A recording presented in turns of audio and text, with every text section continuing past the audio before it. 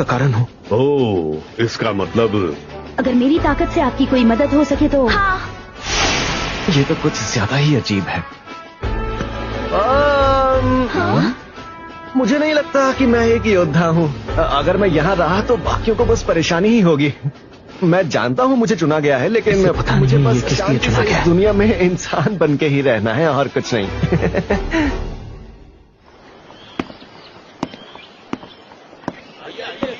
सोने के 20 सिक्के। समझ नहीं आ रहा कि अपना मुंह बंद रखने के लिए ये रकम बहुत ज्यादा है या बहुत कम। जरा उसे तो देखो, उसने कपड़े कैसे पहन रखे कपड़े पहने हुए हैं। कितना अजीब लग रहा है। पता नहीं कहाँ से आया है। धत, इन्हें मुझ पर शक हो रहा होगा। जानकारी इकट्ठा करने से पहले मुझे कपड़े बदल लेने चाहिए।